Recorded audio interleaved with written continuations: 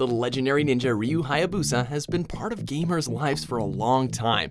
The iconic look of this super cool warrior in his black falcon outfit, dragon sword strapped to his back, and gold, hardened eyes glaring out from undercover instantly brings to mind thoughts of hard, precise gameplay as well as impeccable character and game design. Ryu has long since been a critical and fan favorite amongst video game protagonists, with Nintendo Power magazine nominating him for Best Character in 1989 and 91. We didn't have a lot of characters back then. Anyway, the ninja has appeared in other games as well, most notably the Dead or Alive series, where he remains a fan favorite. And he's guest starred in the Dynasty Warriors games. He's even starred in an anime adaptation of Ninja Gaiden in 1991. But who is this mysterious ninja? やっと来ましたね、竜の忍者。 Before we begin, be sure to subscribe to MojoPlays and click on the links in the description to vote on upcoming content. With so many Ninja Gaiden games spread over the years, from the NES to the PlayStation 3, the crucial link between all of these ninja adventures is the deep backstory. The saga actually picks up at a time before mankind, where the evil deities battle the 13 dragon gods for control of the world. The dragon gods win out, humans appear for the first time, and live in harmony with the dragons for ages. The last of the 13 dragons, known as the Dark Dragon, betrays its clan and allies itself with the evil deities, plunging the world into chaos once more. The remaining 12 dragons, now dying, craft the ultimate sword from a dragon's tooth, and they entrust this dragon sword to a mysterious warrior for the sole purpose of destroying the Dark Dragon. The sword is to be passed through this warrior's bloodline, known as the Dragon Lineage, and is always used to keep the dark forces of the universe at bay.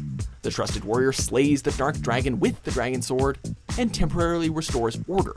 But the evil deities then decide to craft their own sword from the bones of the defeated Dark Dragon, which becomes fittingly known as the Dark Dragon Blade. Over time, the warriors of the Dragon Lineage defeat the evil deities and capture the infamous Dark Dragon Blade. A small subset of fiends rose from the ashes of defeat, however, and take on the name of the Vazda sect, ruled by the archfiend Vazda himself, and decide to enslave humanity as revenge for their fallen ancestors. Here's where we got the first recognizable ancestor to the Hayabusa clan, known as the Dragon Ninja, who defeats the Vazda sect and seals them away in a series of statues known as the Demon Statues.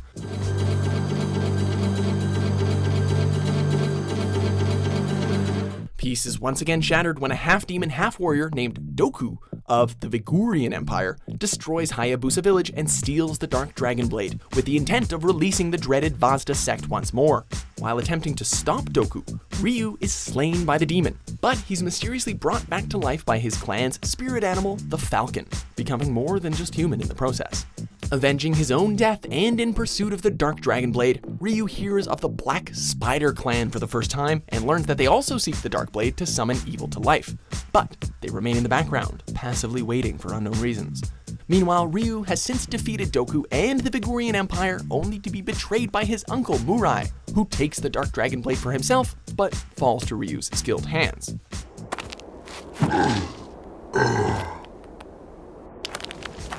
Peace barely lasts an instant, however, as the Dark Spider clan were only waiting for either Ryu or the Vigurian Empire to fall in battle before moving to steal the demon statue in Hayabusa village, nearly killing Ryu's father Joe in the process. The Black Spider clan and their leader Genshin are working for the greater fiend Elizabeth, who plans to deliver the statue to Infernal High Priestess Dagra Dai in order to resurrect Archfiend Vazda, as is the custom.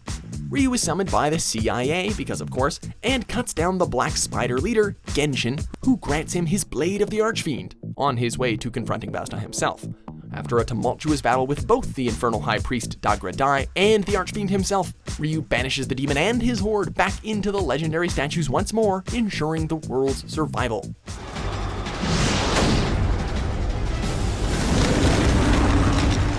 With the highest forms of evil once again at bay, Ryu continues working with the CIA and other world leaders in national security, such as the Japanese Self-Defense Force, in order to rid the world of evildoers and overall bad dudes like the Regent of the Mask, who curses Ryu's right arm.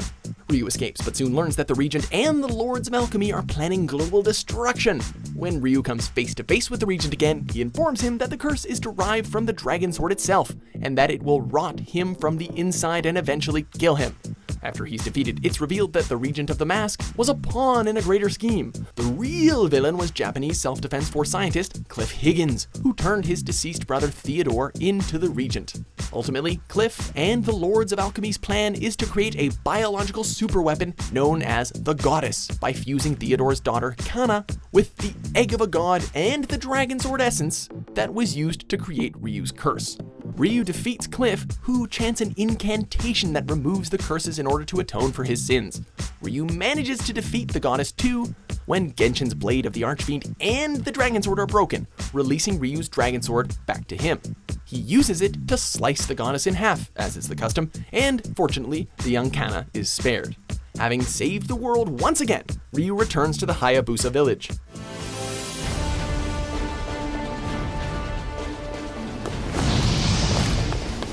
Sometime later, though, Ryu finds a letter from his missing father, telling him to seek a colleague in America. The demon statues are once more in danger of being unleashed to the world, and there's another lost statue in the USA that needs rescuing. With the help of CIA operative Irene Liu, Ryu discovers that a devil-like figure named Jackio wants to release not Vasta, but a dreaded dark god named Jashin. Once in America, Ryu finds his father under the spell of Jackio and fights to free him from this curse, before narrowly beating both Jackio and Jashin with the help of his trusted blade, the Dragon Sword. Defeating both sources of evil unleashes a powerful explosion that results in Joe's death, however, as he's buried beneath the rubble of the surrounding structures.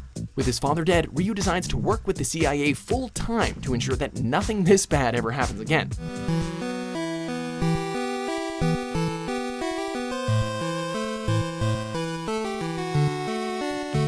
But of course, because this is a long-running video game series and nothing matters, shit hits the fan almost immediately, as Jackio's lord and ruler, Ashtar, not only plans to unleash evil to avenge his fallen pupil, but he plans to end the world altogether with his fabled blade, the Dark Sword of Chaos, thus opening a portal to the underworld.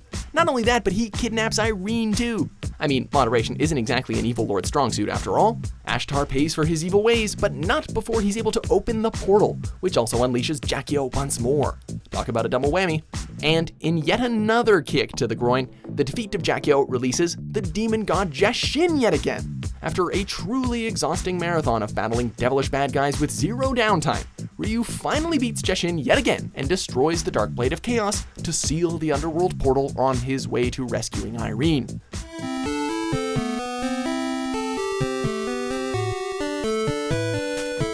But in the current outrageous saga of Ryu can't catch a goddamn break, he is soon double-crossed by the former head of the CIA, framed for Irene's murder, and has to do battle with a whole factory full of his own clones, called Bionoids. You gotta be kidding me. Of course he wins out in the end and saves Irene once more, but after all these shenanigans, Ryu calls it quits with the CIA, forgets the Black Spider clan, and instead chooses to focus on his fighting skills in the yearly Dead or Alive World Combat Championship. And we honestly can't blame him one bit. Sure, he has to deal with the tournament committee's shady past and evil doings, trying to create a race of superhumans and also employing elder deities that threaten the world, but at least the demon statues are secured and the two dark swords are destroyed, keeping the truly evil guys at bay. Also, since it's a yearly tournament, Ryu seems to get a decent break in between events, so it's really a win-win in the end.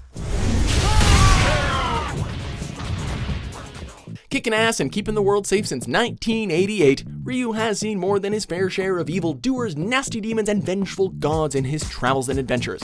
Being a descendant from a long line of Earth's protectors in the dragon lineage, equipped with the dragon sword, Ryu rarely gets a break when it comes to keeping the world safe. But he's just so damn good at vanquishing devilish demons and the Black Spider clan that we hope he's in another adventure very soon, despite clearly needing a long, basically forever-lasting vacation from the universe's dark forces.